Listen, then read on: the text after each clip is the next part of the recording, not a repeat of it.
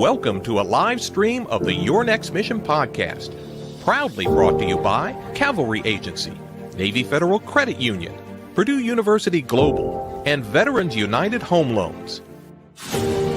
Now here's your host, the 12th Sergeant Major of the Army and co-founder of the American Freedom Foundation, Jack L.Tilley.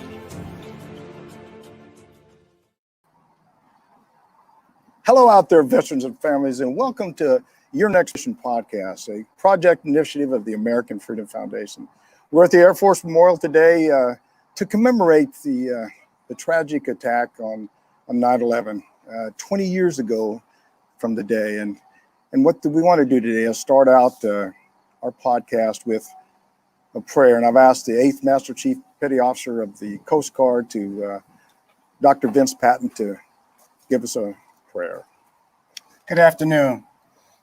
As I start the prayer, I'd like to read passage from Psalm 46, verse 1 through 3, which says, "God is our refuge and strength, an ever-present help in trouble. Therefore we will not fear, though the earth give way and the mountains fall into the heart of the sea, though its waters roar and foam and the mountains quake with their surging." Please join me in prayer. Heavenly Father, Spirit of hope and life, we who worship you in many faiths come together on this solemn, memorable day to reflect not only on the tragic event that occurred in this country 20 years ago today, but also to recall those who lost their lives at the time and the selfless heroism of countless others, who not of themselves, but of others. From service members, first responders, co-workers, colleagues, strangers, and survivors alike, all are filled with the vivid reminders of such an unfortunate undertow of our freedom that struck us 20 years ago today. It is faith that we will remember that gave us strength and courage, and it is faith that will always hold us together. Dear Lord, let us always be reminded that when tragedy strikes, so does the opportunity for each of us to blend in fellowship to form one strength, one voice, to help in our collective healing process. It requires us to always believe that you are there for us in our time of need. We stand before you today, our Lord of hosts, humbled and obedient servants, reaching our hands out to you to continue to guide us and give us the strength and courage we need to help uphold the true faith and allegiance to this great nation. God, we ask that you keep your everlasting arms around us all. We will always pray for peace and commit to love for each other. We say and pray in your name. Amen. Amen. Amen. For the next hour and a half, we'll have some incredible people come on the show that'll talk that were either directly or indirectly involved in 9/11. In our first segment, we have Colonel Michael Zulhsdorf and Colonel Chuck Ennis from the United States Air Force that'll talk about where they were and what they was doing on 9/11. In the next segment, we'll have Colonel Marion Wills and Lieutenant Colonel Grunewald that will talk about where they were on 9/11 and the impact that they have in 9/11 in the Pentagon. And on the last segment, we'll have Lieutenant Colonel Deborah Ivory and Command Sergeant Major Debra Strickland that'll talk about how their lives were changed on that day forever. And so this afternoon, we want to introduce our first guest, Colonel Zulhsdorf. Hopefully I pronounced that correctly. That's right, yeah. I've been working on that. 11th Wing Commander. Yes, sir. At Anacostia. Yes, Bowling. sir. Yep. Okay. Yeah, Joint Base Anacostia Bowling Commander and 11th Wing Commander. There you go. I got it. And Chuck Ennis. And sir, United States Air Force retired. Well, thanks a lot for being on the show. Absolutely. Before we get started, I'm sure all the guests would like to know just a little bit about you. And Colonel Zulhsdorf, would you mind going first? Tell a little bit about yourself. Absolutely. Yes, sir. First off, thank you very much, Sergeant Major, for having me on the show. I appreciate it. And Chuck, it's an honor to share the stage with you. Absolutely. Mike Zulhsdorf, I've been in the Air Force for quite a few years. I started out enlisted, and I was a civil engineer when I was enlisted. Went into the University of Oklahoma, and I came back in, and I became a civil engineer officer from there. And I've been at a number of different bases for the last 24 plus years as an officer. I've held command at the squadron level, at the group level, and now at the wing level out at Joint Base Anacostia Bowling. And I've deployed 4 times over the last 20 years. So twice to Iraq, once to Kirkuk, and the other one to Balad Air Base, which was Camp Wolverine, I believe, at the time, or Camp Anaconda. Sorry, Camp Anaconda. And then I was also at Kyrgyzstan and at Kandahar in Afghanistan. So That's not normal for the Air Force. You deploy quite a bit. I've only deployed 4 times. It's a lot, but some of my peers have deployed 8, 10 times, depending on which career field they are. But a lot of those mission support career fields did a lot of deployments to get over there to support the Army a lot. I like that. I love that. Anyway, Colonel Ennis, sir, can you tell us a little bit about yourself? Absolutely. Thank you, Sergeant Major, for having us here today and for keeping the memory of 9/11 alive. Thank you, sir. And an opportunity to talk to you about how the 1st Helicopter Squadron responded on that day. It's an honor to be here, and I appreciate you hosting this. I spent 26 years in the Air Force, helicopter pilot for most of that time, and flew various missions, CSAR, Combat Search and Rescue, VIP Airlift here at Andrews.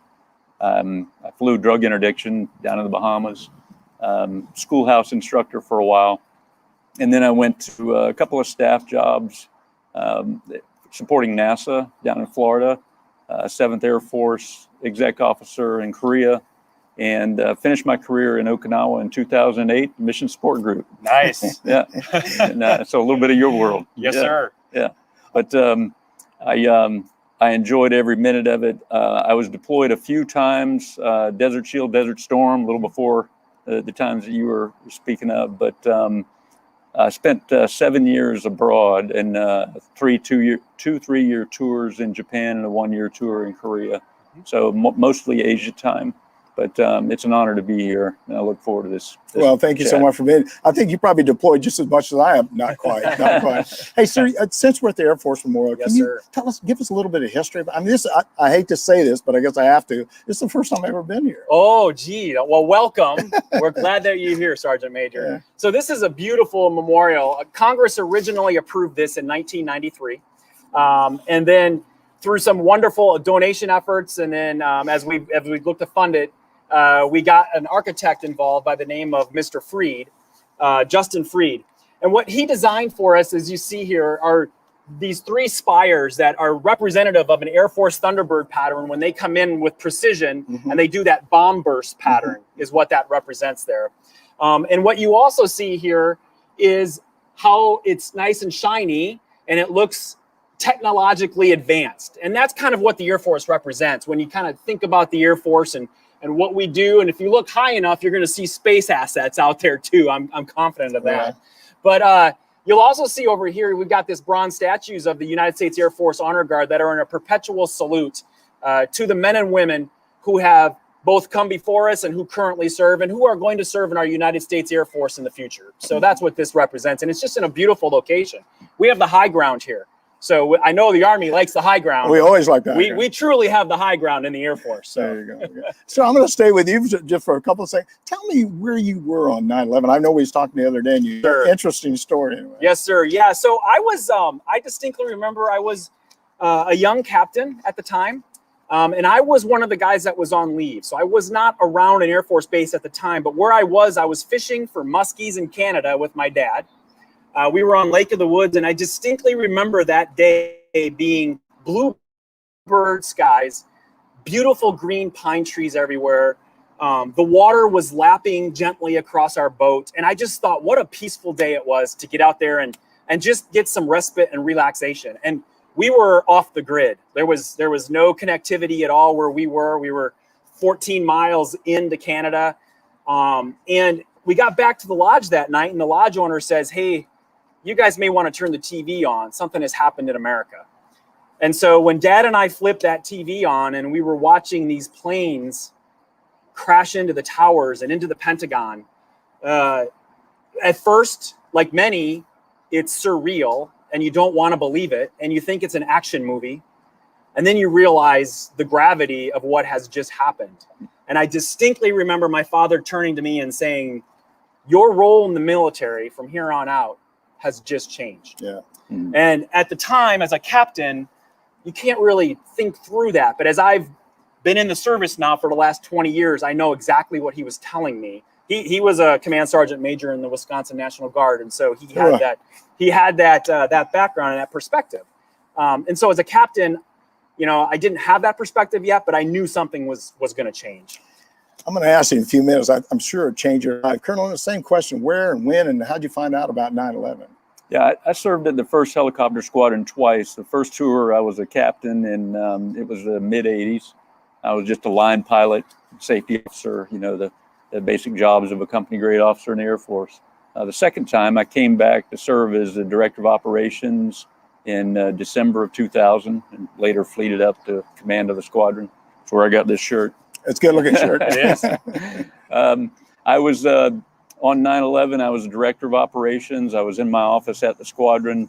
We have a mission control operations desk there, and we've got a supervisor of flying that's on duty all the time to monitor the flying that we do in the squadron.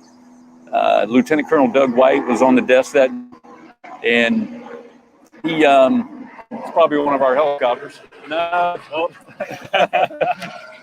interrupting me, right? That's There you go. But Doug was on the desk that day. He came into my office and said, "Hey, a plane just hit the World Trade Center," and it's just puzzling to hear something like that.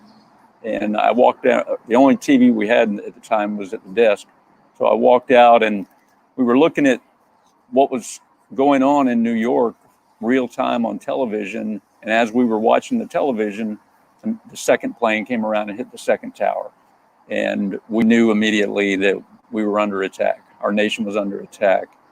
We had 3 aircraft flying at the time, and I asked Doug to start the recall so that we could prepare for executing our mission. It's really funny that most people, of course, didn't see the first plane, but a lot of people seen the second plane Right. in the Pentagon. It was just terrifying. And Your Next Mission podcast live. I'm Jack L.Tilley, 12th Sergeant Major of the Army, and if you like, if you want to send us a message or send me a message on email, go to smatilley@yournextmission.org or call me at 844-424-1134 or text me any recommendations or suggestions that you have to help our veterans and families. And also, if you're on social media listening to us and you want to make a comment, send something to us, because this podcast is about helping our veterans and families each and every day. And that's what I and all the people on our team has really dedicated our life to do all we can each and every day for you. And so let's get back to the discussion. Chris, you talked just a minute ago about he was in the first helicopter squadron. Right. So your mission changed that day, and what exactly went on? Yeah, it was a remarkable change in the days that came after 9/11. That day, our typical posture was to be on alert with 3 aircraft. We had 19 total aircraft in the inventory, and we would fly several sorties in the morning and several sorties in the afternoon. We had 3 aircraft out doing training missions. A couple of them were in the National Capital Region on the helicopter route structure that's around the region. And we had one that was a little further out in West Virginia on a cross-country type training mission. That was our normal posture. When we saw the second plane hit, like I mentioned before, we started the recall of those aircraft. They came back to the base. We were fortunate to get them back as they were shutting down the airspace, and we were able to get permission for that one that was in West Virginia to get all the way back home. But we quickly assembled everyone in the squadron, ops, maintenance, support people, and told them that we're going to put every airplane we have in the hangar on alert. So we put 15 aircraft out on the ramp, 15 of the 19 out on the ramp, assigned crews, and got them out to the aircraft, got the aircraft stood up on alert status so that we could get off the ground. The Huey will get off the ground 5 minutes from notification. We can have them in the air that quickly. So that was our posture. And as the events unfolded during the day, we transported dozens of people in support of I'm just going to say that. national. Did you go to the Pentagon and help them anyway with medevac and anybody? We did. In addition to our normal operations missions, our plans, we had a couple other things that we were asked to do, and one of them was to bring medical personnel and supplies from Malcolm Grow Medical Center at Andrews over to the Pentagon. And we landed right down at the base of this hill on this side where the Army was landing their helicopters in support. And there were a number of civilian helicopters as well.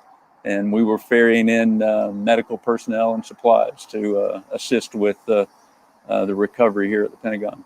Did you ever go over to the Pentagon? I didn't personally. I stayed back on the desk and trusted my crews to get the job done. Yeah. And they did a remarkable job. Sir, about yourself, I'm sure you said a minute ago you was a young captain there. Yes. And I used to say young captains, lieutenants, they don't know a whole lot, so you don't want to tell them a whole lot. But I would imagine if you look forward now, it probably changed the way you looked at things throughout your military career as far as planning. Has. Yes, sir. The interesting thing I was mentioning to you earlier, I came in the mid 80s, and so we were in the Cold War. I just say I came in the mid 60s. Nope. Well, so we were training differently, right? You know, I think for sure the Air Force was, and I'm confident the other services were training differently. They had a different mindset. And then we went into Northern Watch, Southern Watch, you know, bridging that for the 90s. Yeah. And then this came, and it changed how we looked at training, I think, and how I would formulate and define the word readiness and what that means to me. I think it created this training mindset for myself to come up with a full spectrum of readiness, something that could address our near peer threats, but then go at what we needed to go at for the last 20 years as we've fought this war in Iraq and Afghanistan and many other places around the world. And so I feel like I was on that cutting edge there when this went down. And I feel like I've been able to really drive hard to get to mission support readiness to enable important missions, whether we were directly supporting the Army, directly supporting our flyers, the Navy, whichever service that we needed to do. I felt like that really honed that edge a lot over the last 20 years. Yeah, one of the things I just food for thought, one of the things I did, I was always deployed, gone somewhere, and quite frankly, I never called my wife very much. And after that day, I think I called my wife 2 or 3 times a day and talked to her. And it seemed to me that the little things in life mean a lot more now, maybe than they did before 9/11. Did anything like that happen to you guys? I mean, did you think about? Go ahead, sir. Well, absolutely. I think it immediately gave me a greater appreciation of life.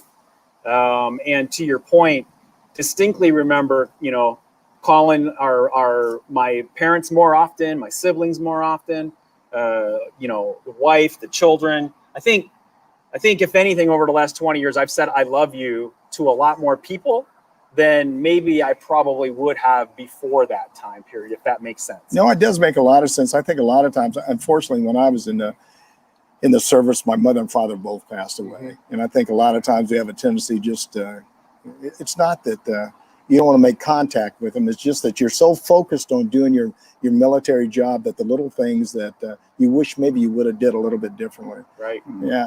Colonel, how about you, sir? Any things that you probably would have maybe changed a little bit, or maybe changed now, I guess? Yeah, it certainly had a lasting impact on me, as it did everyone across the country and across the world. I think it was particularly impacting for those in the military. You know, we saw the people of New York come together to help as the days transpired after the fall of the 2 towers. And in the military, you saw the same thing. You saw people just build this new sense of cohesion and focus on the mission.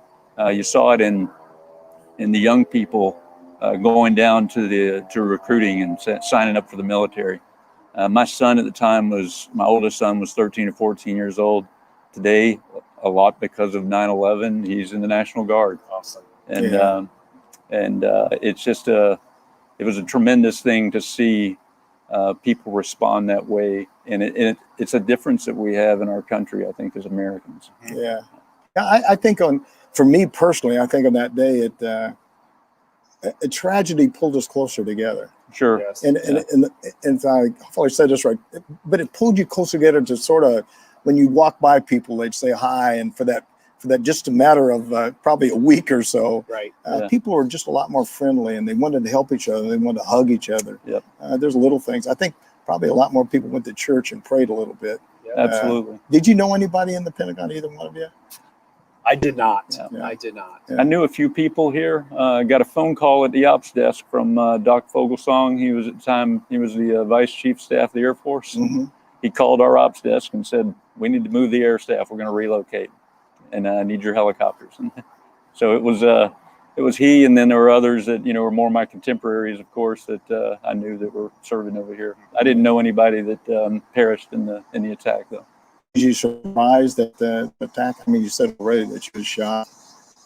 Yeah, you know, when the aircraft that we had out near West Virginia, when he was on his way back, he was circumventing around the Capitol, you know, the downtown area, obviously, just to stay away from any of what might be, you know, considered a target. And we had the F-16s that were already starting to take off and guard, and they reported smoke coming from downtown, and it looked like it was coming from the Pentagon as they flew around the southwest side of the city on the Beltway, and it was shocking. And then we heard reports, you know, minutes later that the Pentagon had been hit. Yeah. So, When you I guess going back to you, Colonel, in the Army was just upset as heck. I mean, they couldn't wait to find out who did this and go after them. And well, I tell you what, that was just unbelievable. That's for sure. Did you help shut down the air? I mean, they couldn't fly over the Pentagon at that time. Couldn't do anything. And did you fly into the VIPs? You know, I know the White House and Congress and all other stuff. I don't know that. Maybe the wing commander or maybe something like that. I guess that's probably some of your missions too, isn't it? yeah. Yes, we would be doing that. Yeah, the DC National Guard out there, the 113th, they've got the F-16s that fly the patrols over the DC area, Right. so they would be coordinating that. Mm-hmm. Yeah. The movements that we made that day, it was all had to be orchestrated carefully with air traffic control and the others who were controlling the airspace from a security standpoint. But we did make numerous movements. We moved literally dozens of people, and we had probably 70 or 80 sorties that day. It was quite a day. So hours wise, I mean, so a normal flight for hours for a month, how many hours would you fly in a helicopter? Normally on a given day, we would have maybe 12, 15 hours on the schedule, maybe 20 at the outside. We probably flew 70 or 80 that day. Yeah. So 4 or 5 days worth of flying in you know, one day from about 9 o'clock onward. Yeah. Are you prepared for something like that happen again ever? So I think that well, first off, I don't think anybody's ever prepared for something of a tragedy like that. Yeah. But what I am confident in is that our military services, I think, are better prepared because of what happened 20 years ago. What I mean by that is the military services, I think, are more joint in their operations. I think command and control goes quicker now in these kind of situations. I think we're better plugged into the intel community. And so I feel in today's day and age, we're probably safer, but that does not mean that this won't happen again, if that makes sense. Yeah, it does make sense. So I think, that's my thoughts on it. I don't know, Chuck, what your thoughts are. Yeah, you know, yesterday I was at a ceremony at Andrews for 9/11, and after the ceremony, I was able to go over to the squadron and tour the brand new building that Colonel Zulhsdorf was responsible for making happen when he was at Andrews. What an incredible facility created there. And I toured the facility with the squadron commander, and then he called all the crews and maintenance into their heritage room, as they call it these days. And I wanted to, you know, just describe briefly what happened on 9/11 and answer a few questions. But I walked away with a impression that, you know what, these guys are even more ready than we were 20 years ago, and I'm so proud to have been a part of it and see what they've accomplished. Well, first of all, let me thank you for coming on the show today, and I really appreciate what you guys have done and what you continue to do. Any final thoughts or anything that you want to share with the audience? You can go ahead, John. Yeah, I had an experience in the days after 9/11 happened. It was, ops tempo was incredible, like it was for everyone. It wasn't unusual for me to go home in the evening and grab a bite to eat and go back to the squadron. I came home one day, it was just before 5, and the kids were playing in the playground. We lived on base, and they were playing in the playground behind the house with other kids. And as retreat sounded, the playground fell silent. And I went to the window and looked out, and the kids, age 6 to 14, probably a dozen of them, they had stopped, they had turned and faced the music, and they had put their hands on their hearts. And That's you know cool. what? I sat there and I took a deep breath and had a little tear in my eye, as you can imagine.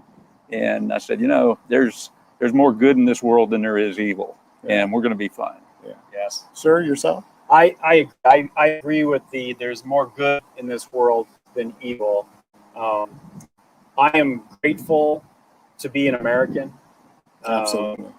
I am thankful that we have great people who have left a legacy for us to carry, and that we are preparing these young soldiers, sailors, airmen, Marines, Coast Guardsmen, Guardians, the Space Guardians now.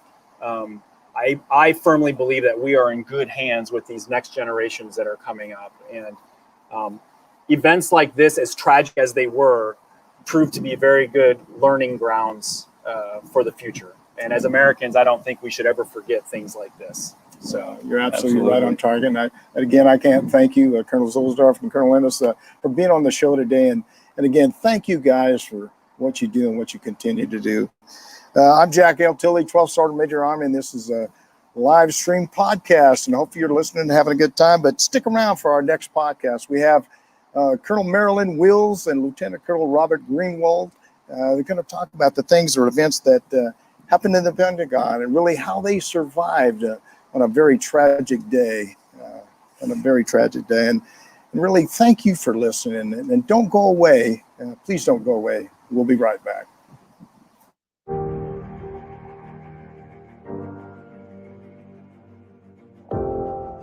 You're watching a live stream podcast from the U.S. Air Force Memorial in Washington, D.C. Proudly presented by the Cavalry Agency. They help brands dominate no matter their size. Ideas, strategy, action. This is Cavalry. Learn more at cavalry.com. Navy Federal Credit Union, the most trusted credit union owned by members of the military community, serving all branches of the armed forces and their families. Their members are the mission. Learn more at NavyFederal.org. Purdue Global, providing affordable online education for hardworking adults. Learn more about a personalized, innovative, and world-class education at PurdueGlobal.edu. Veterans United Home Loans, the #1 VA lender for 5 straight years. If you're buying, they're funding your dreams. Learn more at VeteransUnited.com. Now back to your host, the 12th Sergeant Major of the Army and co-founder of the American Freedom Foundation, Jack L.Tilley. Short in mind because she's telling. I think we have plenty of time. Okay.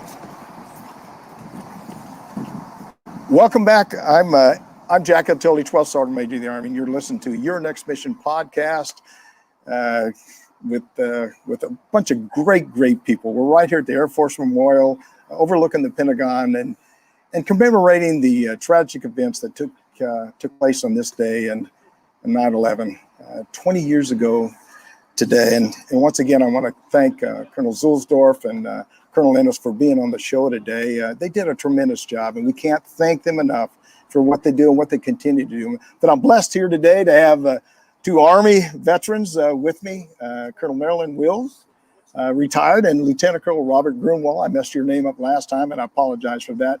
You're, well, first of all, how are you guys doing? Doing well today. No, don't dumb me up on me now. Get right in there. That's good. I'm doing great today. Absolutely. Yes. I would like you guys to tell the audience a little bit about yourself. I mean, so they know you both were in the Army, but tell them who you are. Yes. Sir Major, thank you for having me on Well, today. thank you for being here. It is it's an honor, and it's great to see you again after all you. of these years. So I am Marilyn Wills. I'm from Monroe, Louisiana. I'm a retired colonel after 30 years in the Army. I retired as a military police officer. That's what I did in the Army. But my last job, I was the Inspector General of all the forces in Afghanistan. I have been around the world and back, and I'm married. I have 2 girls, and I have the greatest news to share. I am finally a grandmother. I have a daughter. Her name is Paris. There you go. Oh, yes. Paris is good. Well, I shouldn't do that. I will. I'm a great grandfather, so I got 2 great grandbabies. So how about yourself? Sergeant Major, thanks for having me. It's always good to see you, and it's always good to see Marilyn again. So beautiful day. This is kind of like it was on 9/11/2001. It was a beautiful day. Rob Grunewald grew up in Pennsylvania, went to Shippensburg University, ROTC, military policeman. I've known Marilyn for many years. I transitioned between military police and IT as a specialty, traveled around the world, deployed a couple of times also, and was here that day with Marilyn in a conference room going about business. Yeah, that's a good question. Ma'am, I'm going to start with you. Where were you and what were you doing on that day? Yeah, that morning it was beautiful here in Washington. Just a great fall morning. Sort of like today. Like today, exactly. Yeah. Had a little more coolness in the air because Yeah. we're getting ready for the fall. And that morning I got up. For some reason I was running late. And I had 2 little girls with head full of hair. Just didn't have time to do the hair. Told my husband, kiss you, goodbye. Normally we would pray. But I didn't pray that morning because I was running late for whatever reason. So I got on to the Pentagon and had a scheduled meeting, 9 o'clock every Tuesday morning. That Tuesday morning, got dressed in my new Army uniform. It had just come out. I was excited. Went into a conference room and the colonel started the meeting. So I looked at my watch and I said, it's going a little long because about 9:15 is when the congressional officer would share information with the staff. Right about 9:30-ish, because I didn't know the time, the loudest explosion noise that I had ever heard. And you didn't have no idea what it was? Had no idea what it was. My first thought was something had happened in that area because we had just moved into a new area in the building. Wedge 1 was built. We were excited to move in. But from this explosion, I was on the E-ring, 2nd floor, right where you see that slide off. That's where our office was. In the conference room, I was thrown to the other side. Immediately, it's dark, it's smoky. I went for a door on the E-ring. The door was extremely hot. So I pulled my hand back and I crawled to the door that I had entered en route to a window to escape the room. As I exited that door, someone grabbed the back of my pants. And I said, tell me, who are you? Hold on to me, who are you? And she told me her name was Lois. I knew Lois was in the meeting with me, so I told her, hold on to me. Where I go, you go. Don't let me go. We're going to get out of here. So I talked the whole time we were crawling in this room. I crawled from the E-ring to the C-ring. And let people know when you was crawling, what was the conditions like? Sergeant Major, it was dark. If you put your hand on your nose, you could see your hand. The smoke had almost sat on the floor. It was so hot in there that as I continued to talk, my throat was starting to close and I needed to hydrate myself. Just so happened I had gone back to get my Black Army sweater. So I had that sweater on and I had started to suck on that sweater. Lois stopped me and said she couldn't go any further. And I told her, Lois, I have got to get you out of here. I can't leave you here. She's like, I can't breathe. Was that where you was at the intersection? That we had not even been, I'm going to say, a few meters out of that room because the smoke was so thick. So I gave her the sleeve of my Army sweater and I said, suck on it. And so she sucked on the sleeve of my sweater and I'm sucking on the collar. When we stopped, I didn't know there were more people behind her. How many? I'm going to stop here for a second. How many people were behind you? So once we got to the window, I realized initially there were 7 of us. But when I got to the window, there were only 5. So 2, I had no idea what happened to them. I've heard this story where people went left or right, and ones that went left lived, and ones that went right died. That's very true. And just, I came out of the conference room and went to the left. not going to the right, that's where people would fall off into that wedge. Sir, go ahead. You was in the same conference room. I was in the same conference room as Marilyn, sitting catty corner from her. And to me, it was a rumble that I heard.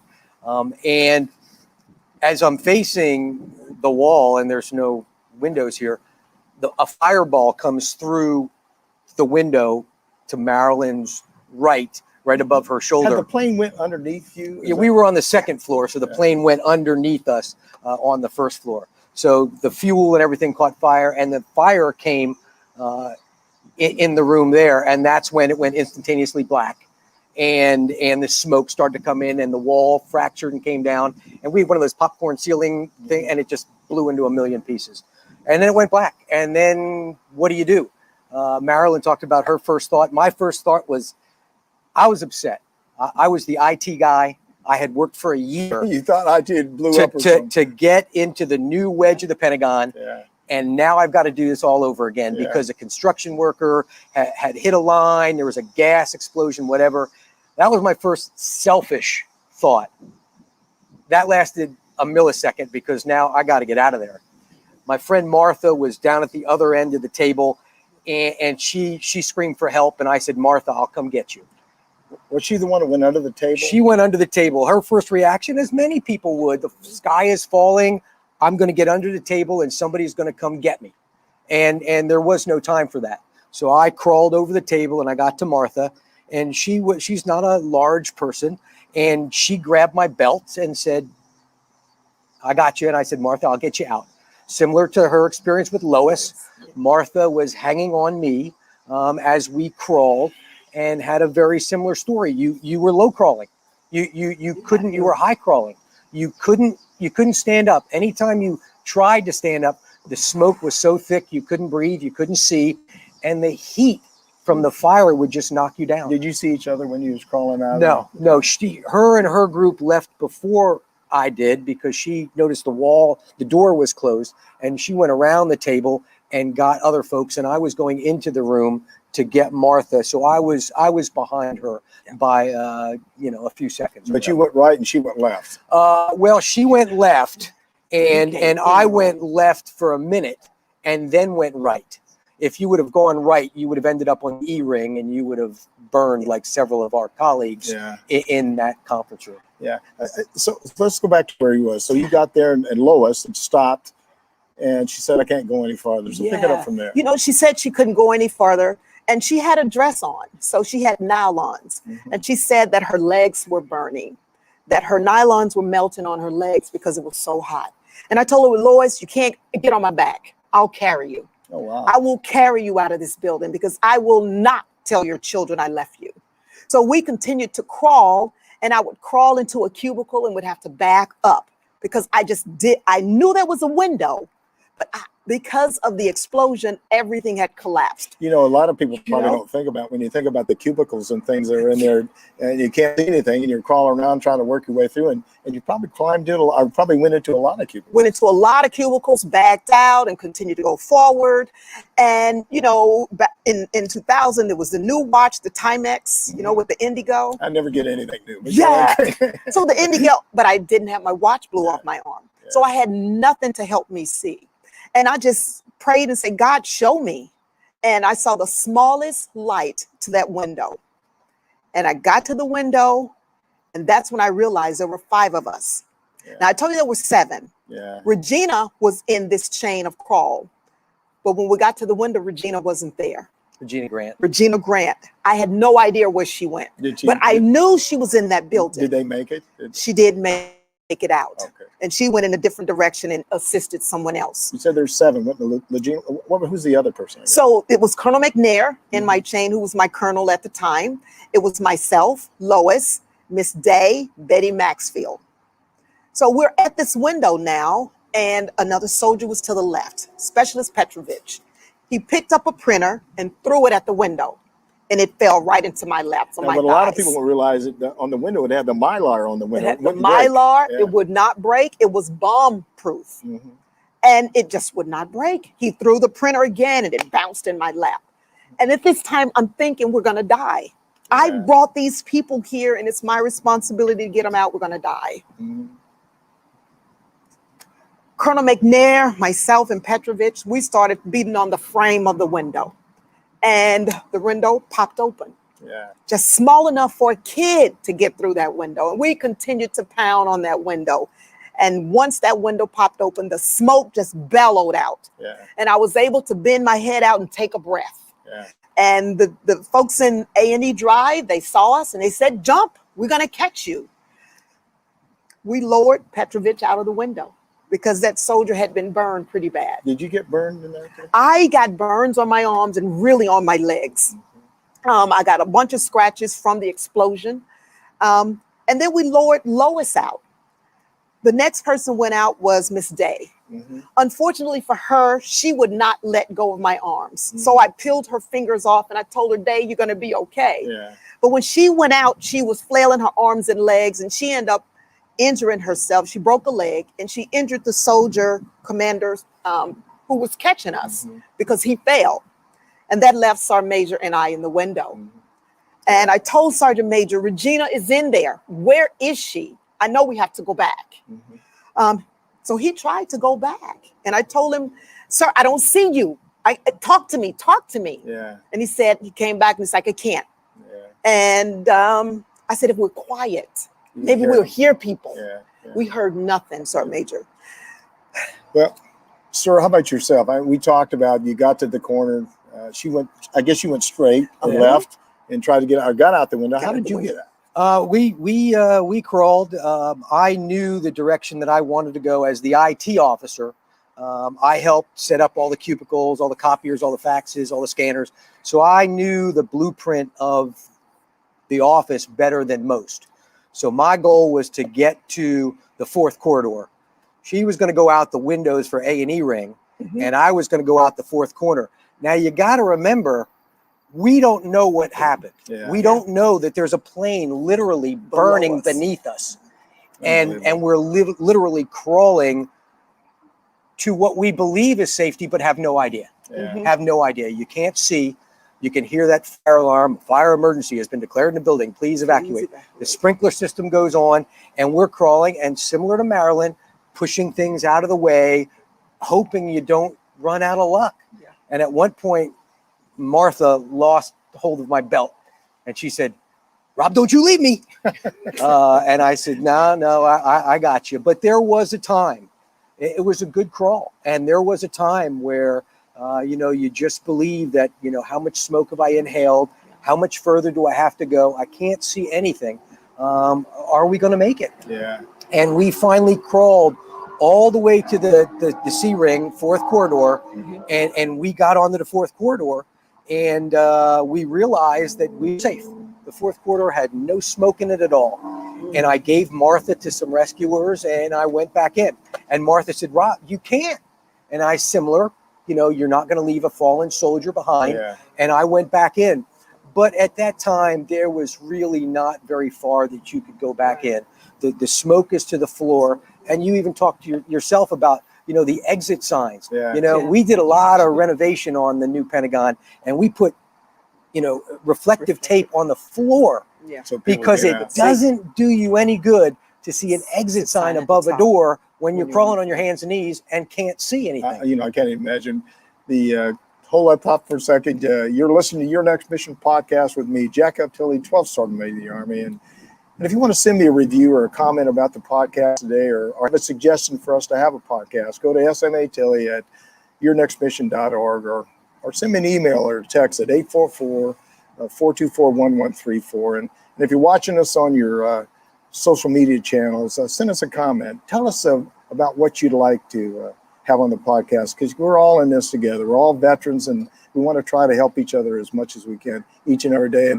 And going back to you two, it's as you talk about it, it's hard not to cry. Yeah. Because I know you start to choke up there a little bit. For me, I've had post-traumatic stress for probably 40 years. I was overran when I was a young soldier. What kind of effects have you guys had? I mean, does any effect from 9/11? I mean, emotionally that you had?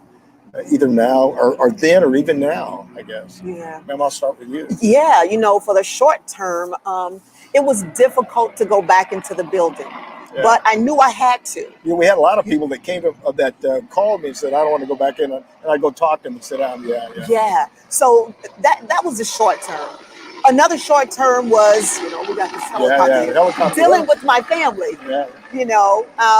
I was angry. I would yell at my children for no reason, and I knew something just wasn't right. And so I had to go seek help. That's not something we like to do as soldiers, and especially as senior officers. But I knew I had to. And so, yes, I've been diagnosed with PTSD. Yeah. And I'll shout it from the rooftop. We have to get help. It's a mental health issue. Yeah. I was just at the ceremony today, and something happened with a speaker, and I nearly jumped out of the chair. Yeah. Just the startled noise, all of that, it still affects me. Yeah. It'll never go away. I was real quick story. I was overran when I was a young soldier years ago in Vietnam, and even to this day, there's certain things that I say that I'll tear up, and it's hard for me to get through. Yeah. So it's tough, but I'm glad that you went to someone that got some help. Absolutely. Everybody needs help at one point of your life, and that's a smart thing to do. And I think right. the smartest thing to do if you're a soldier, airman, Marine, sailor, Coast Guard, and whatever, is talk to the people around you. Absolutely. A lot of times you keep that stuff inside of you, and it doesn't help. So how about yourself? Yeah, I also sought some counseling, and mine was more survivor's guilt. Yeah. I in this conference room that we were at, the person that sat to my right died. The person that sat to my left died. Didn't they both go into General Maud's office or something? Well, Max Belkey went into General Maud's office. He was sitting to my left. The person sitting to my right and the person sitting to Max's left, who was Dennis Johnson, Lieutenant Colonel Dennis Johnson, they went into the E-ring where they perished. So I went out to dinner with someone once, and to have that question, why are you here and my husband is not? And that's just how do you reconcile that? So I went to counseling for a while to be able to adjust to why we couldn't help more people, why I'm here and they're not, and it's difficult. I have a similar sudden startle response, and my wife is she's been great for all these years, and she gave me my space when I needed it.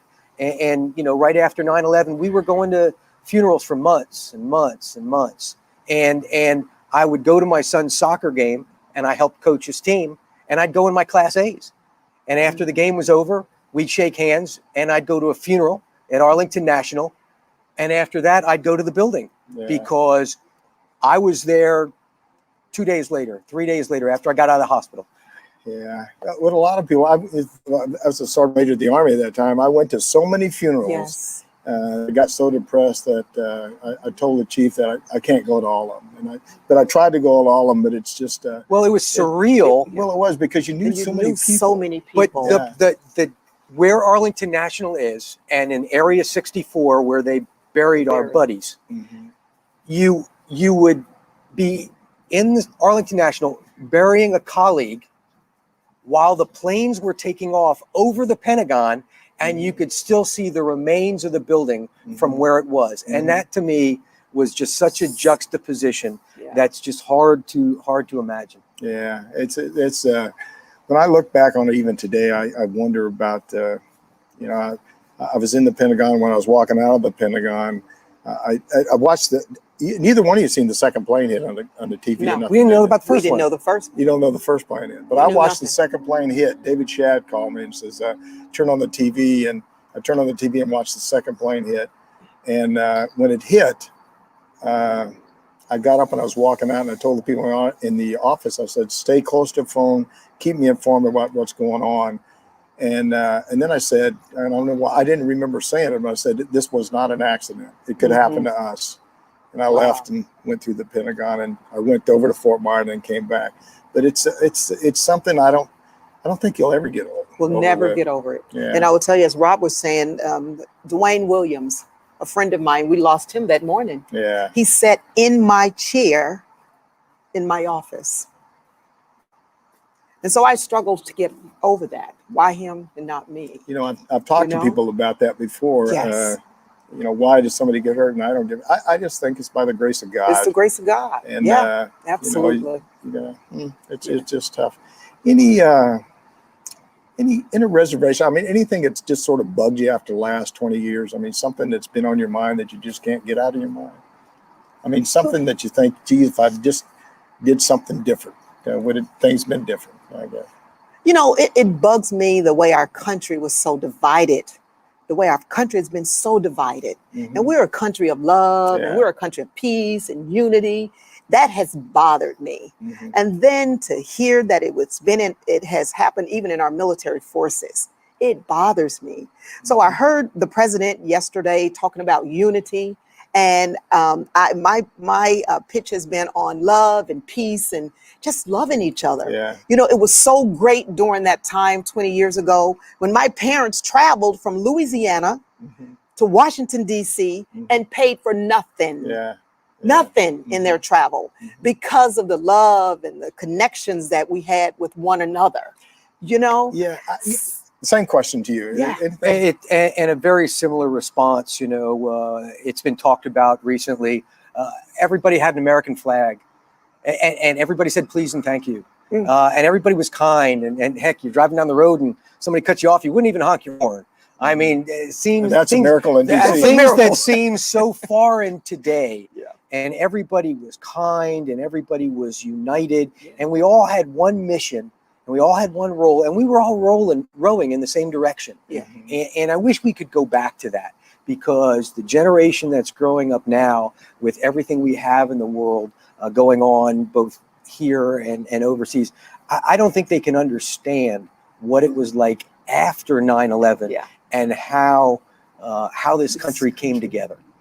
You know, there's good and bad that happens in everything. Sure. Yeah. And when something bad happens, something good comes out. And I think the good thing that came out of that was that for our country, for just a short period of time, really pulled together. Absolutely. And they really loved each other. Just what you just said a minute ago. And it wasn't about anything. It was just about, you know, take people who they are and don't look at something that's not there. Just love people for who they are. I mean, I love this country. I love everything about this country. And I think for the most part, people in this country just want to get along. And so that's good. The Army's a little bit different, though. The military's a little bit different. I can't say Army. I'm an Army guy, but you got to say all. It's got the military. That's right. Yes. It's the military. But, but the services are all different because we're a closed society. And we're really part of a family that stays together all the time. Do you still stay in contact with the people? I stay in contact with people who I met 30 years ago. But 9/11 people. 9/11 people, yes, absolutely. And but even, you know, not just them. They are a small part of my knowing of people, but all of those who were before that. Yeah. You know, I did lose contact with Marion Server's daughter, who I absolutely loved when we were in the building, and I wanted my relationship with my daughters like she and her daughter. But she was getting ready to go to college, and life was just wonderful. So keep in contact with them. I just talked to Martha Carden the other day. It's just great to keep in contact with folks. Martha and I talk every Monday and have for 20 years. And I'm a docent at the Pentagon Memorial, so I see a lot of people that were affected more than others, some survivors and some people that I work with. So I am connected to the Pentagon Memorial, the 911 org association. So I dedicate a lot of my volunteer time to keeping this fresh and making sure that the next generation doesn't forget. Yeah. First of all, thanks a lot for talking to me today and bring about memories, some good, some not so good. But any final thoughts, anything you want to share with the audience about the 9/11 or anything you want to share? Just final thoughts of keeping this memory alive. You know, children, I taught third grade, and of course they weren't born at the time. And then I taught at Trinity University, and they weren't born. But it's to continue to share the story of what happened here on 9/11. And that is so important, that the next generation know what happened here. Yeah, absolutely. Sir? And there's talk and there's planning for a museum of sorts and a convention center to remember 9/11 between here and the Pentagon. That's going to be built, we hope, in a few years. So that would be a great thing to remember and to honor people. But this is supposed to be a day of volunteerism, a day of giving, and so a day of service. Yeah. And so I like to think that I became a kinder, gentler person after 9/11, a little more loving family member. I had some relatives that drove down from Philadelphia after I got out of the hospital, gave me a hug, literally, and I got a cup of water and drove home. And that's family. And that's what it's all about. So volunteerism, family, loving your neighbor is a great thing. I think the funny thing, last thing, I'll wrap it up real quick, is that if I haven't talked to you in 20 years and I call you, it's like we're his neighbors. That's right. And people never forget. That's right. So I just want to thank Colonel Marilyn Wills and Lieutenant Colonel Robert Grunewald. I messed it up last time, for being on the show today and talking about their incredible stories about life in the Pentagon and the things that went on and just what they just said. We never should forget 9/11 and the people that we lost that day and the friends that we lost that day. Then the next segment is Lieutenant Colonel Deborah Ivory and Command Sergeant Major Debra Strickland will come on. They're going to talk about each one of them, about the things that I don't know if they can go get through it. I'm not sure I can get through it, but each one of them lost their spouse during 9/11, and so it's not about you. It is about you. It's about life. It's about God. It's about staying together each and every day to have a great country all the way through. So thanks for watching. Don't go anywhere. We'll be right back. There you go.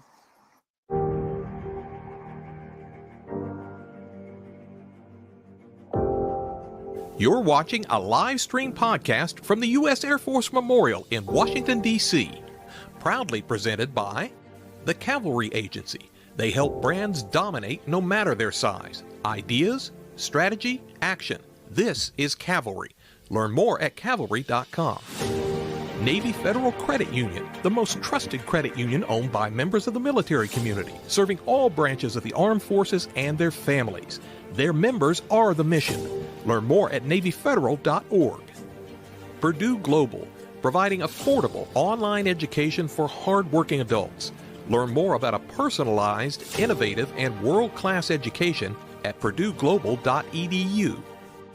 Veterans United Home Loans, the #1 VA lender for 5 straight years. If you're buying, they're funding your dreams. Learn more at VeteransUnited.com. Now back to your host, the 12th Sergeant Major of the Army and co-founder of the American Freedom Foundation, Jack L.Tilley.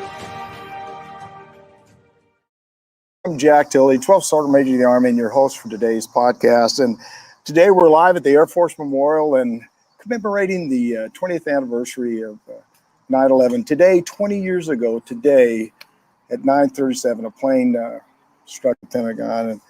And I want to thank our last guest that was just on, Colonel Marilyn Wills and Lieutenant Colonel Robert Grunewald, for being on the show. And thanks a lot for their comments. And now I'd like to welcome to my great friend, Lieutenant Colonel Deborah Ivory and Command Sergeant Major Debra Strickland, for being on the show. And I know this is hard for me to talk about, but each one of you lost your spouse. Sergeant Major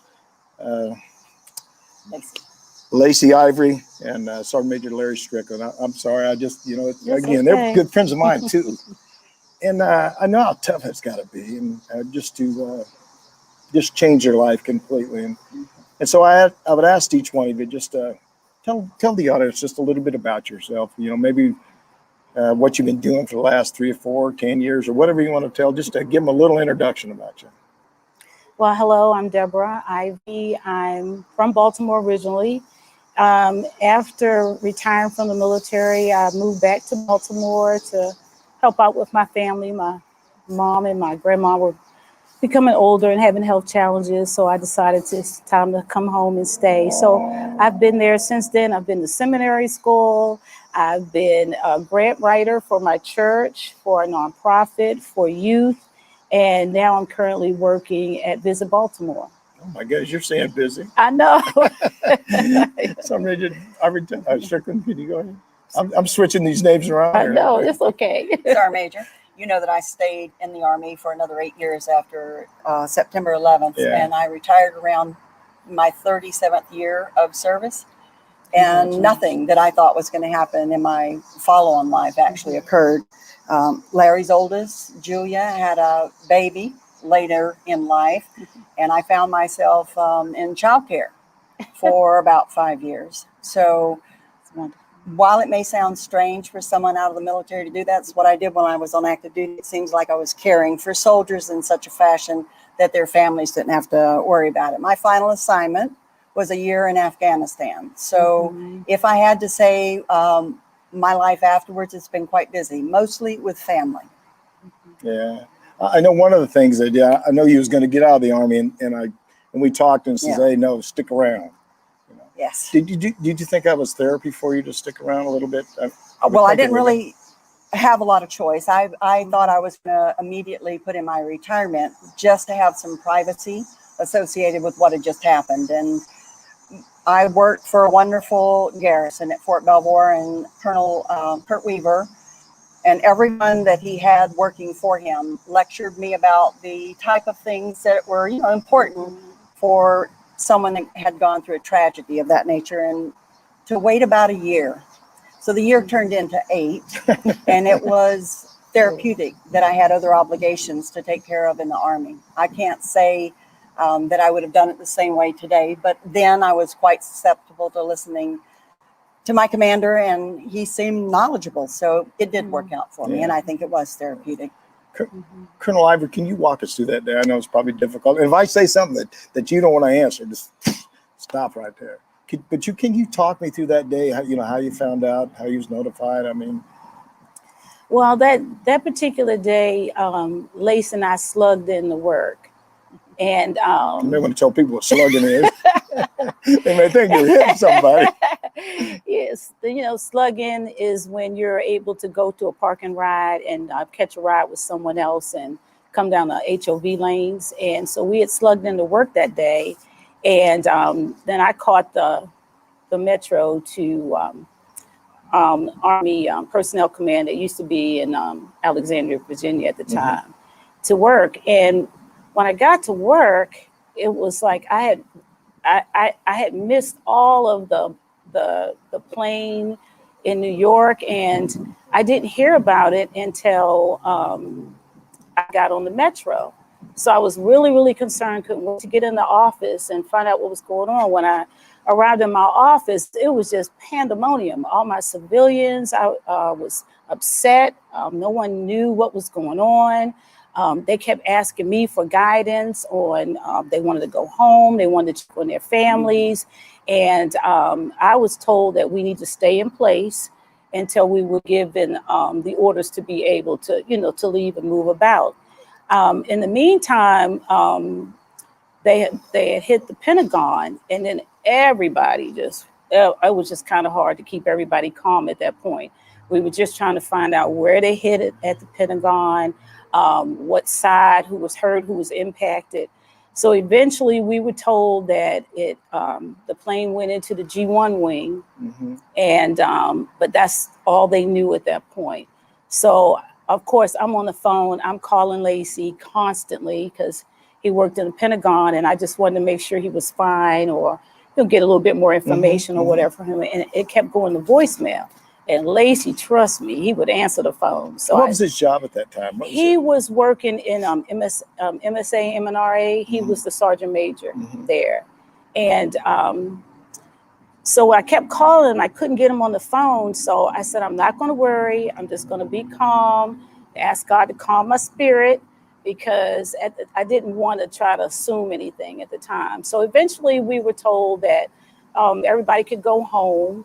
And then I didn't know what to do. I had slugged in. You couldn't get home. The metro wasn't running. The VRE, nothing was running. So a friend of mine, a coworker, gave me a lift and gave me a ride home. And I was pretty apprehensive about leaving to go home because I didn't know Lacey's status. So when I arrived home, I still hadn't heard anything. I got a call from the Army G1's office, they were calling to check on folks and see who was who and who was home, who was where, just trying to, locate folks. Still no word from Lace. So I walked, like it took a 6-mile walk. I said, okay, help me calm down. All I could do was pray. Lacey's family members were calling, they just wanted to know if we were all right. And I didn't have the heart to tell them that I hadn't heard from Lace yet, as I was still just trying to be optimistic. So no word. And finally, my girlfriend called me and said, well, I don't want you to be home by yourself. So she came. I was living in Dale City at the time. Mm-hmm. So she came and stayed with me.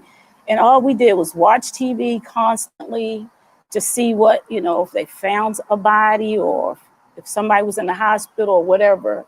And I think I just mentally shut down because it was too much. I just couldn't conceive the fact that I hadn't heard from Lacey. It's later in the day. It's not like him. I didn't know where he was. I still wanted to be optimistic that he was okay. Us military folks are news junkies. So, I'm sitting there watching blow by blow. And then my girlfriend said, well, maybe it's not a good idea for you to watch the blow by blow. Yeah. So I said, well, maybe you're right, but I'm just anxious. I don't know where Lacey is.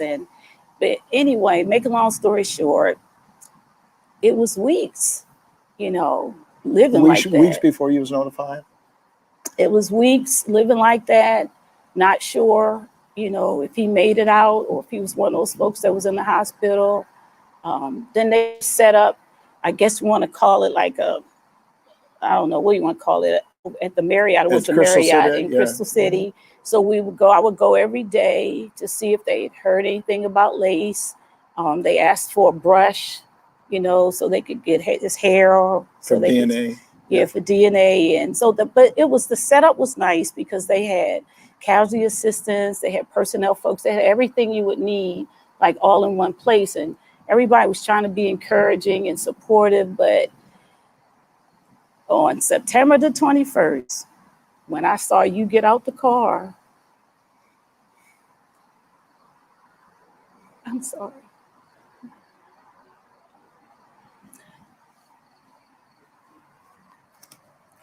Same question. I'm sorry. Well, Deborah. Oh, Sergeant Major, you know that it was a day like today. It was gorgeous. And we were running an access control exercise at Fort Belvoir. So we'd done an aerial that morning to look at the traffic back up on Route 1. And while it was a little hosed up, it wasn't unmanageable. And we'd gone to one of the gates over in Woodlawn. I don't believe it's still there anymore. And our MP First Sergeant came over, First Sergeant Branham, and he told the boss that there had been planes in the towers. His wife had called him, and he just turned. It was kind of quiet. He said, let's go back to headquarters. And, MDW has a unit that's based out of Washington, New York City. So he didn't know if we would have some sort of mission to support something. So we went back to the headquarters. And as we were in the car, the driver looked over his shoulder at me and he said, that there was a plane that hit the Pentagon as well. So It was kind of a solid quiet for the rest of the trip. Made it back to the office.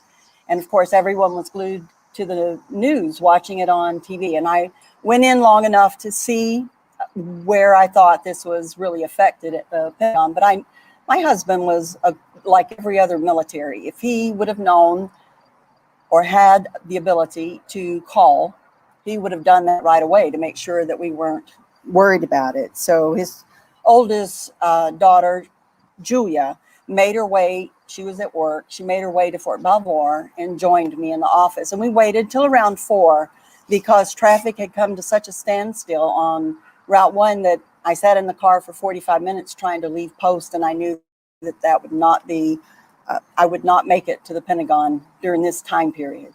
So we left to go home around 4:30. And then both of us separately made our way back to the Pentagon that night and kind of had a rendezvous. It was everything that was impossible to describe. Mm-hmm. We were on site. We stayed in a tent because they didn't have control of the site yet. and they hadn't closed it off. We had a lot of people that were still milling about, and we ended up being asked to leave the area where we were waiting to find out some information. And we stayed in his car. His truck was there in South Parking. And so we spent the night there. And the next morning, through the night, you could see through the windows, they were still trying to put the fire out at the Pentagon. So you had all the surreal glowing that was occurring from the fires and the arcing of the water jets from the fire department trying to subdue it. And it was just unreal. I didn't believe any of it. I was pretty certain that Larry would have been one of those that made it through that event, listening to Colonel Grunewald talk about their circumstances. I found out much later that Larry and Kip Taylor were standing together whenever this... Larry didn't have to be there either, did he? No, he didn't. He was a month out from retirement. And that morning we had that very same conversation. But he was emphatic about that he had a meeting that he had promised to be at. And so he made his way into work that morning after we had a little discussion about the fact that he had so many other things that he could be doing to prepare for retirement. So, no, he went in. It's something I keep reliving when I think about how short a time we had that discussion. And if I'd been a little more emphatic, maybe he would not have gone into work on time. It just... everything that you see in the pictures were an experience that we had that day, on the ground. It was amazing to watch the soldiers pull together. And the only reason they let me stay was because the MDW engineer company, they were a search and rescue, had a search and rescue mission. And so they were on site, and I was their sergeant major for the garrison, and I was able to remain there. It wasn't until later that first day that I understood the enormity of the collapse, because you saw the facade that was down, and I kept thinking that must mean the structure was still behind it and that they would be able to find their way to survivors. But Sergeant Brown was one of the platoon sergeants, and he came over to check in. He was there looking for his mother-in-law who died at the Pentagon that day. And he told me that what I saw was just a shell, that actually the aircraft had taken out the E and the D ring, and they were looking in the sea and beyond. Yeah. So I knew then that whatever news came from this was terrible. So, yeah.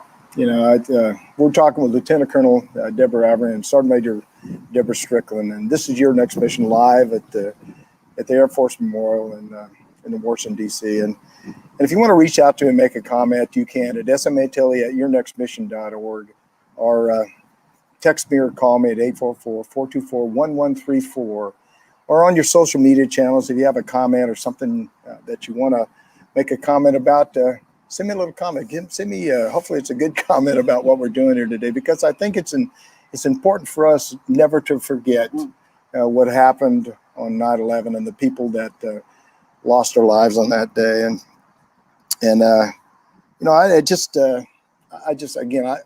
so sad for you, just sitting there thinking about how your lives were changed.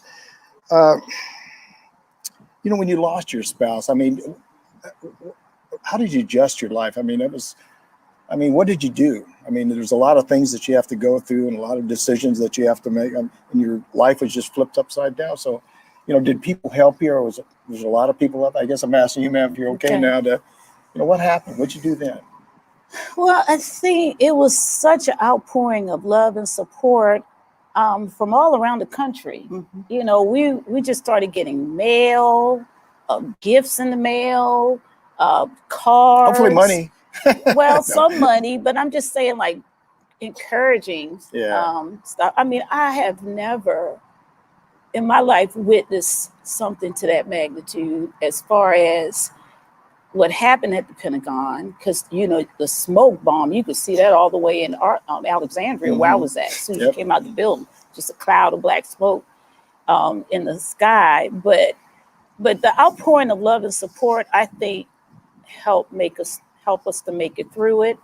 To be honest, back then, I don't think the Army really had any provisions for anything like that, because we had not experienced that. So, you get your regular 30 days a year leave, so there's no real special leave or anything like that for it. So, you know, I was going to work, but I honestly believe, Sergeant Major, that I was just probably just so traumatized and clinically depressed that I was just in the motions. I don't think I was really connecting or in the present. I was just. Did you go through any counseling or anything? I went in counseling for 3 years.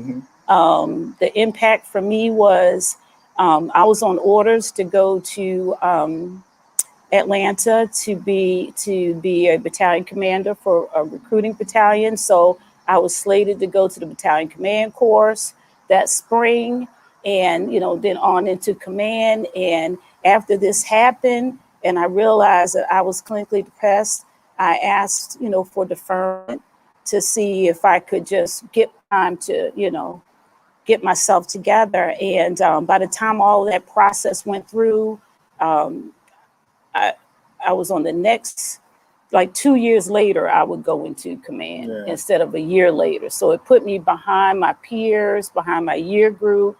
I had to make decisions on whether or not, you know, to stay in the military, and that I'd have to spend more time to make the next rank. I wouldn't be able to, you know, make the next rank on time. And it was just so much, you know, because emotionally, I thought that I had it together, but other people around me could see the depression that I couldn't see. Yeah. And one of my mentees, who calls me mom still today, he was my LT back in the day, and he came to check on me, and he was overly concerned. He could see the depression before I could. Yeah. And he had asked, you know, me, had I thought about going to counseling or getting any help or something. And I was like, wow, I'm fine.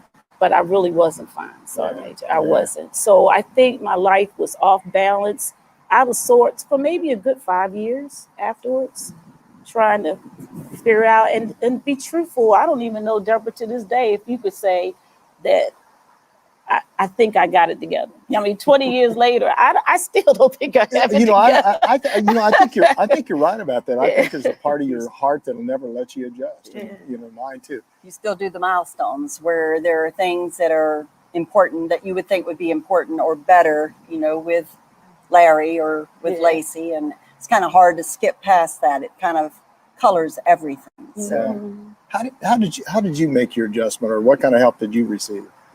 Well, Sergeant Major, you know that I told you I had a wonderful community at Fort Belvoir. Yeah. My garrison commander and all of his staff, a lot of the civilians, they were devastated for me. So it's really hard for me to be able to act as if I wasn't appreciative of that. And then we stood up. There was a new Army organization, an agency that was stood up, and they were probably not expecting it to be as successful, because it later became a command, and I understand it's not around now, but it was called the Installation Management Agency. And the Sergeant Major of the time, that would be you, you know, gave me a job working with that organization. And so it just kind of snowballed. You know, there's so much that's part of your regular day that becomes something that you do because you've always done it, and it's just helpful. You know, it was a learning experience. It was new.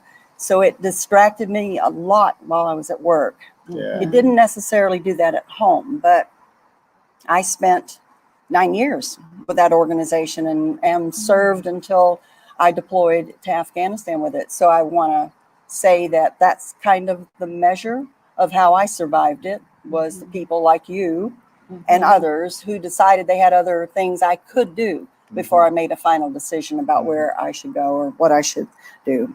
The depression part, it's really a difficult self-assessment whenever you have to reach out for that kind of care, and more difficult, I think, for a command sergeant major who is providing that kind of guidance to their soldiers. You know, you spend a lot of time concerned about them, and I think in the process of being their command sergeant major, they helped me quite a bit, because there's nothing like comparing the tragedies that still exist today that everyone is going through. This is far more national, and it was on our country's radar, and certainly not a private event. But we have soldiers that still have tragedies and traumas in their lives, and you want to care for them. So I think that helped me. I think it's a lot harder sometimes for senior leaders to seek any kind of counseling, any kind of assistance or anything like that. Did you in fact go to counseling?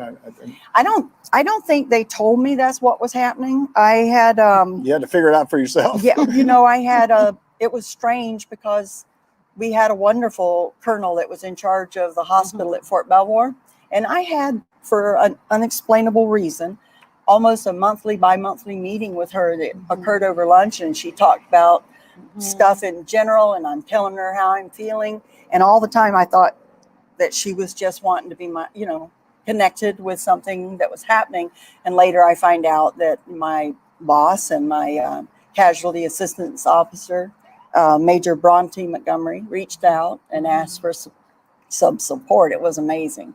So I don't think I walked through a door knowing that's what I was there for, but I had a lot of on-spot counseling from many people, and she started it. So. Yeah.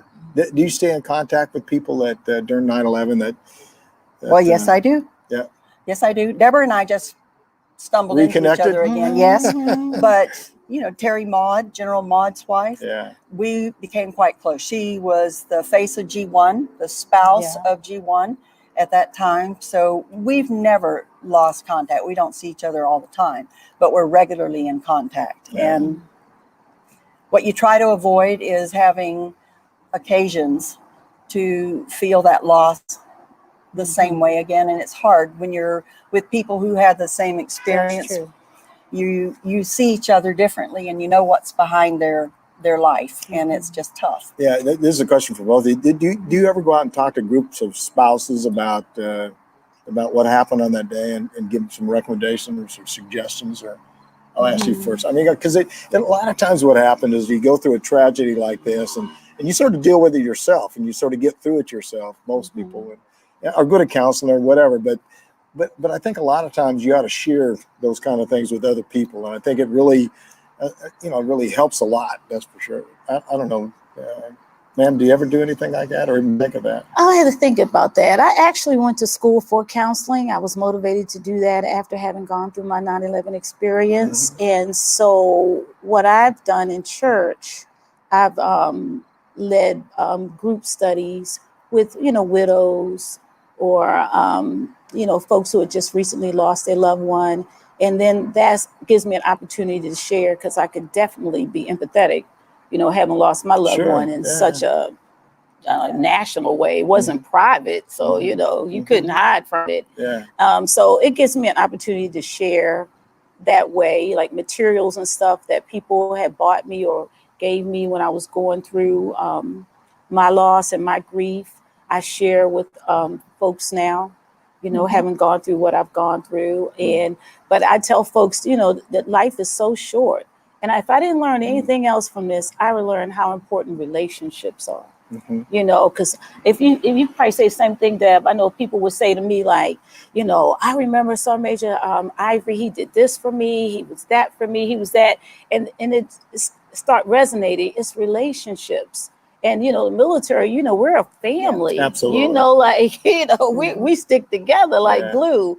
And so I think that's what I miss being out of the military. I miss that in the civilian sector, but that's what I try to bring wherever I go. It's funny when you say that, because when I moved and got in the civilian sector, I tried to treat it just like the Army. It just didn't work that way. No, it's not quite the same. Well, I just wasn't the same. So I guess the same question to you. Did you, Well, remember, I stayed 8 years after Larry died. So did you? I'm sure you shared some of that with the professional development classes. Sergeant Major, that the Army, the other thing we do is we use imagery a lot with a lot of our conferences and the start of any kind of discussion about something that's touchy, and the chiefs of staff and everyone that had a meeting would open that session, usually with imagery from the Pentagon that day. Wow. I learned early on about the audience, because you could see quite a few of the men they knew who among their group had some immediate contact with that. So they would often side glance or rotate their head to see how I was doing back there. So I would say that while I didn't do formal speaking on it, when I did have Army speaking about the importance of our unit and working as a team, that often came into play. The folks that actually help you through your life, through your career, and they become a permanent part of your experience. So most civilians don't understand that you can have a separate family structure from non-related people. So I often would use some of the imagery, but not the one most personal to me. Unfortunately, we're going to have to wrap it up. Any final thoughts? Ma'am, we'll start with you. Any final thoughts or something that you want to share with the audience about whatever you want to share with the audience? And I apologize for crying too. You got me crying over here too. Oh my goodness.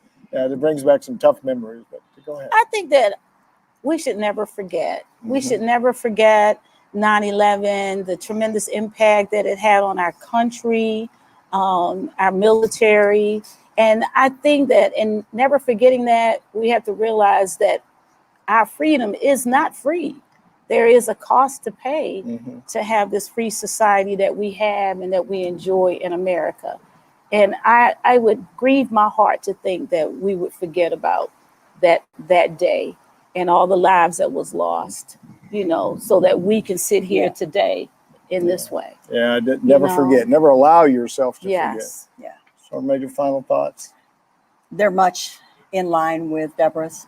I would just say that it's kind of, it's a part of our life every year to expect that there's going to be a presentation on the national news. You can tell how deeply something cuts into our consciousness whenever you see it show in the media, and it shows for, I don't know, this time it was almost a week in advance in the specials. I remember Pearl Harbor and all the remaining ones. So I would just tell you, behind every person that's lost, there's a long line of family members that are affected by it, and it continues to affect them through several generations when they've lost somebody that was serving in defense not only of their country, and you certainly did not expect this to happen on our ground, but just in general, as people of this country, we have such an obligation to each other to continue that family line. Yeah.